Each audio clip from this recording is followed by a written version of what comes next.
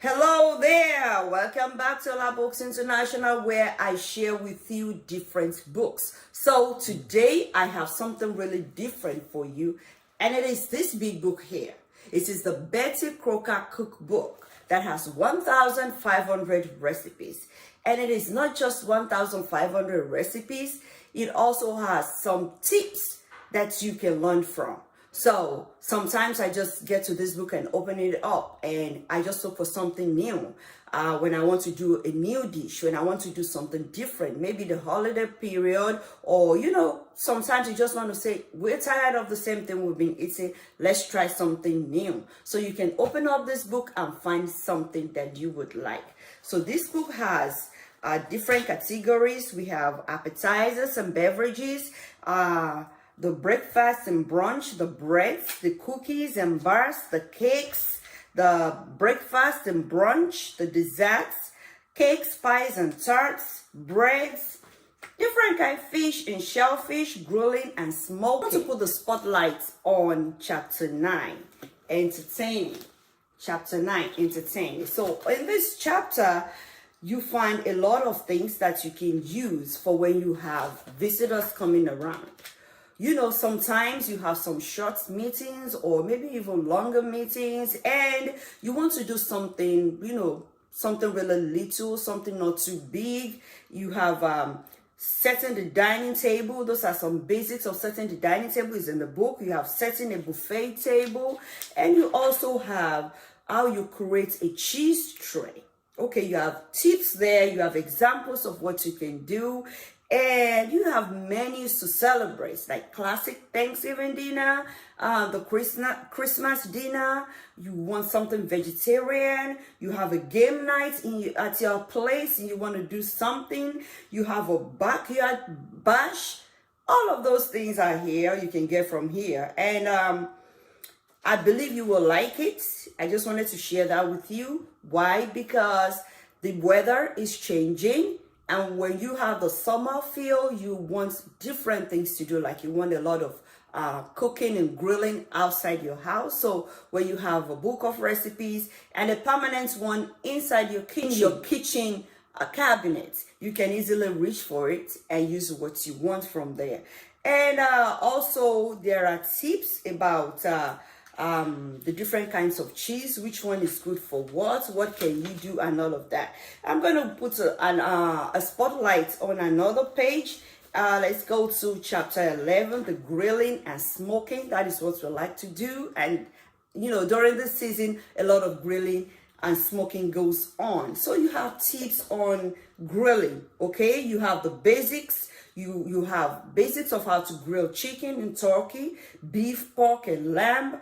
And you have types of grills. Here is explained here: the gas, the charcoal, the electric, and how do you start a charcoal grill? When are coals ready? Controlling the temperature and all of that. All of that is in this book.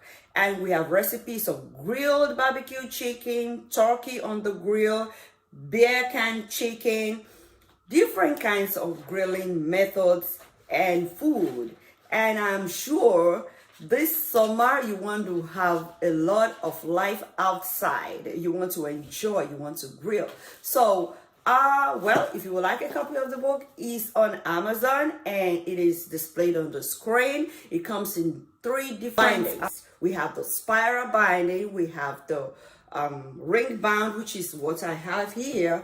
We have the ring bound, and we also have the hardcover. So you can pick whichever one you like. You can put that in your kitchen cabinet and you reach for it anytime. It might not be an everyday cookery book, but it might be something that you would really like. Another thing with the ring bound is easily you can open up the binder and pick out the page you want, like this. Open it up, take out the page you want. You can take one sheet out of it if you want it like that and you want to use it, and then you can put it right back. So that is out of the way. Let us go into reading. As I will continue reading Chinua Achebe's Things Fall Apart, I'm going to read chapter 5. And at the end of reading chapter 5, I will have to put this book away because, wait a minute, this book has 25 chapters. So 25 chapters. if I have to finish reading this book, then I wouldn't do nothing else on this channel. So I will read chapter 5 and I will stop reading, and I will give you the link to where you can download the book for free and you can finish reading it all by yourself. So things fall apart, you can get it for free. The link is in the description below. All right, join me as I continue to read. Chapter 5. The feast of the new yam was approaching, and Umofia was in the festive mood. It was an occasion for giving thanks to Ani, the earth goddess, and the source of all fertility. Ani played a greater part in the life of the people than any other deity. She was the ultimate judge of morality and conduct. And what was more, she was in close communion with the departed fathers of the clan whose bodies had been committed to earth. The feast of the new yam was held every year before the harvest began to honor the earth goddess and the ancestral spirits of the clan. New yams could not be eaten until some had first been offered to these powers. Men and women, young and old, looked forward to the new yam festival because it began the season of plenty, the new year. On the last night before the festival, yams of the old year were all disposed of by those who still had them. The new year must begin with tasty, fresh yams and not the shriveled and fibrous crop of the previous year. All cooking pots, calabashes, and wooden bowls were thoroughly washed, especially the wooden mortar in which yam was pounded. Yam fufu and vegetable soup was the chief food in the celebration. So much of it was cooked that no matter how heavily the family ate or how many friends and relatives they invited from neighboring villages, there was always a large quantity of food left over at the end of the day. They then set about painting themselves with camwood and drawing beautiful black patterns on their stomachs and on their backs. The children were also decorated, especially their hair, which was shaped in beautiful patterns. The three women talked excitedly about the relations who had been invited, and the children reveled in the thoughts of being spoiled by these visitors from their motherland. Ikemefuna was equally excited. The New Yam Festival seemed to him to be a much bigger event here than in his own village, a place which was already becoming remote and vague in his imagination. And then the storm burst. Okonkwo, who had been walking about aimlessly in his compound in suppressed anger, suddenly found an outlet. "Who killed this banana tree?" he asked. A hush fell on the compound immediately. "Who killed this tree? Or are you all deaf and dumb?" As a matter of fact, the tree was very much alive. Okonkwo's second wife had merely cut a few leaves off it to wrap some food, and she said so. Without further argument, Okonkwo gave her a sound beating and left her and her only daughter weeping. Neither of the other wives dared to interfere beyond an occasional and tentative "It is enough, Okonkwo," pleaded from a reasonable distance. His anger thus satisfied, Okonkwo decided to go out hunting. He had an old rusty gun made by a clever blacksmith who had come to live in Umofia long ago. But although Okonkwo was a great man whose prowess was universally acknowledged, he was not a hunter. In fact, he had not killed a rat with his gun. And so when he called Ikemefuna to fetch his gun, the wife who had just been beaten murmured something about guns that never shot. Unfortunately for her, Okonkwo heard it and ran madly into his room for the loaded gun, ran out again and aimed at her as she clambered over the dwarf wall of the barn. He pressed the trigger and there was a loud report, accompanied by the wail of his wives and children. He threw down the gun and jumped into the barn, and there lay the woman, very much shaken and frightened, but quite unhurt. In spite of this incident, the New Yam Festival was celebrated with great joy in Okonkwo's household. Early that morning, As he offered a sacrifice of new yam and palm oil to his ancestors, he asked them to protect him, his children, their mothers in the new year. As the day wore on, his in-laws arrived from 3 surrounding villages, and each party brought with them a huge pot of palm wine, and there was eating and drinking till night. Then Okonkwo's in-laws began to leave for their homes. The second day of the new year was the day of the great wrestling match between Okonkwo's village and their neighbors. It was difficult to say which the people enjoyed more, the feasting and fellowship of the first day or the wrestling contest of the second. But there was one woman who had no doubts whatever in her mind. She was Okonkwo's second wife, Ekwefi, whom he nearly shot. There was no festival in all the seasons of the year which gave her as much pleasure as the wrestling match. Many years ago, when she was a village beauty, Okonkwo had won her heart by throwing the cat in the greatest contest within living memory. She did not marry him then because he was too poor to pay her bride price. But a few years later, she ran away from her husband and came to live with Okonkwo. All this happened many years ago. Now, Ekwefi was a woman of 45 who had suffered a great deal in her time. But her love of wrestling contests was still as strong as it was 30 years ago. It was not yet noon on the second day of the New Yam Festival. Ekwefi and her only daughter, Ezema, sat near the fireplace, waiting for the water in the pot to boil. The fowl Ekwefi had just killed was in the wooden mortar. The water began to boil, and in one deft movement, she lifted the pot from the fire and poured the boiling water over the fowl. She put back the empty pot on the circular pad in the corner and looked at her palms, which were black with soot. Ezema was always surprised that her mother could lift a pot from the fire with her bare hands. Ekwefi, she said, is it true that when people are grown up, fire does not burn them? Ezema, unlike most children, called her mother by her name. Yes, replied Ekwefi, too busy to argue. Her daughter was only 10 years old, but she was wiser than her years. But Unwoye's mother dropped her pot of hot soup the other day, and it broke on the floor. Ekwefi turned the hen over in the mortar and began to pluck out the feathers. Ekwefi, said Ezema, who had joined in plucking the feathers, my eyelid is twitching. It means you are going to cry, said her mother. No, Ezema said, it is this eyelid, the top one. That means you will see something. What will I see? She asked. How can I know? Ekwefi wanted her to work it out herself. Oh, said Ezema at last. I know what it is. The wrestling match.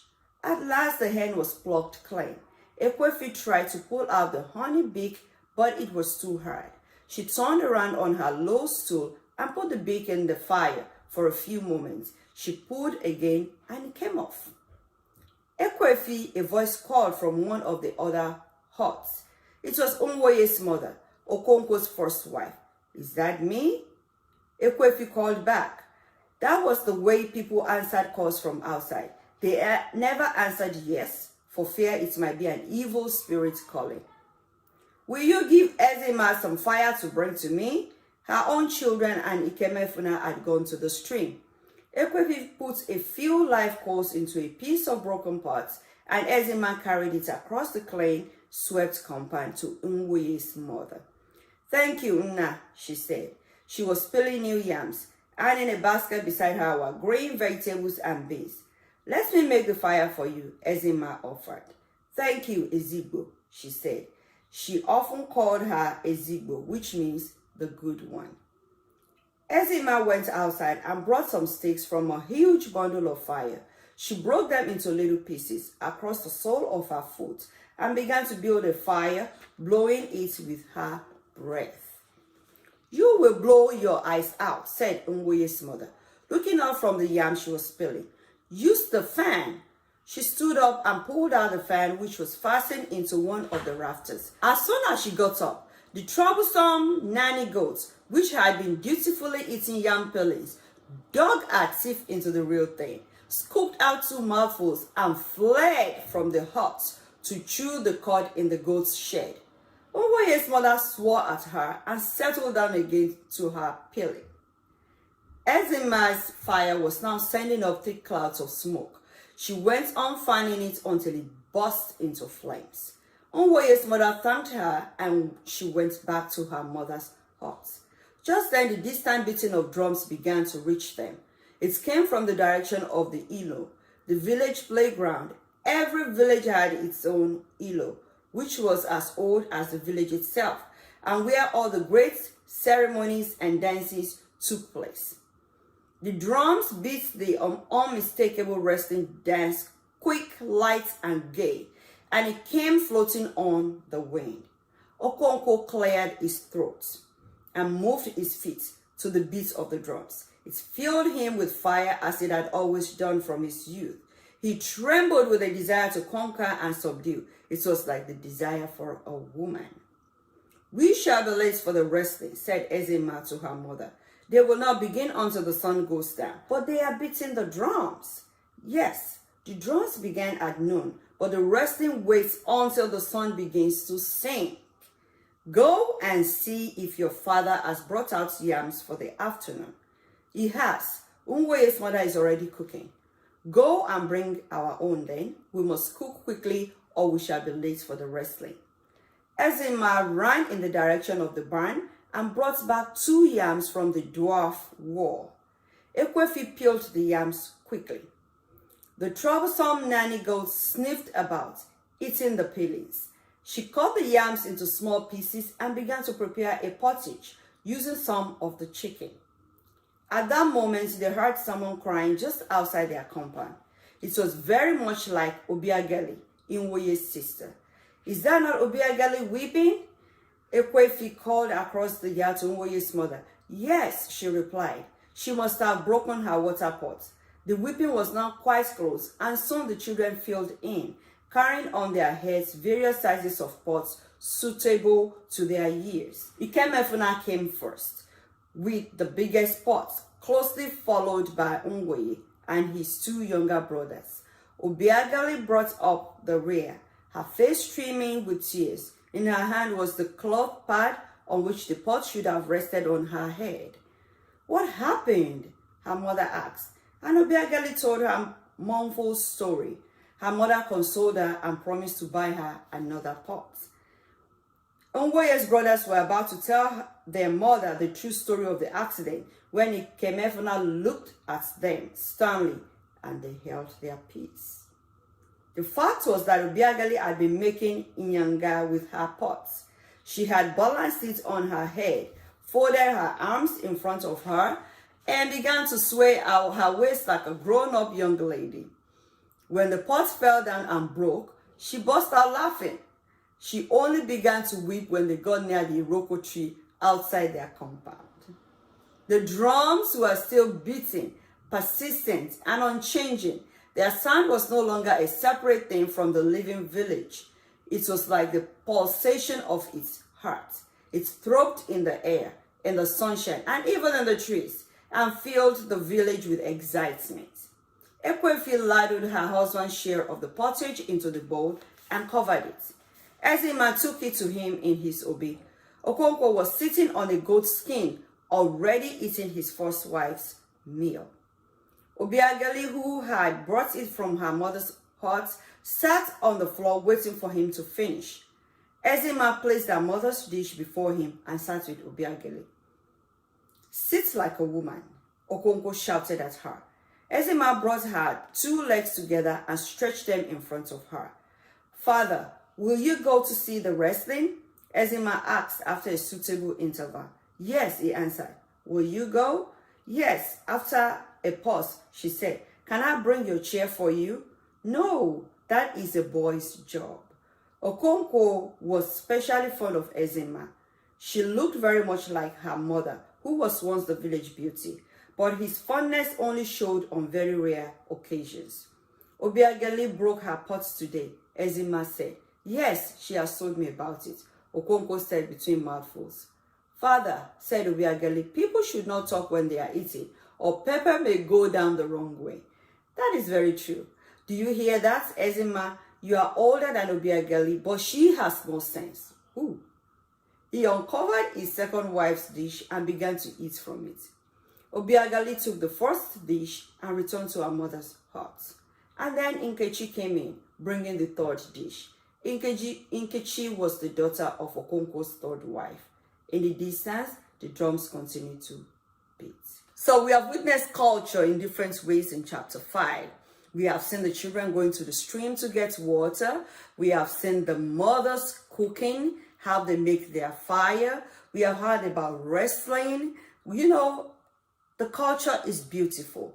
Different cultures do things differently. And this is the culture of the Igbo people that we read about in this book. And you can actually view the scenes in your head as you read the story, as you listen to it. So if you are familiar with this background, I'm sure you very much love what you hear. And if you are not, this is exposing other people's culture to different cultures, so you can know what is going on. And these readings, this book, this parts of the book that I've read are those things that have been happening before colonialism, before the white man came to take over. So the people already had their way of life, the way they, they were doing their things, the way you might want to like criticize some of the things they do, but that's the people, that is who they were, and that is still who they are to a certain extent today. All right. Yes, I know you were going to ask me. I still have a beef with Okonkwo. Why did he beat his wife? Just because he was restless. He beat her and almost killed her too. We need to watch our anger. That was too much anger. When you cannot control your anger. Not only anger, when you cannot control anything is a problem. But with anger, it is even a bigger problem. Because he almost killed his wife during a festive period. The period where everybody was happy. It was the New Yam Festival. They were happy. They were going to cook new yams, have guests around, have the wrestling and all of that. And he was going to would have killed his second wife.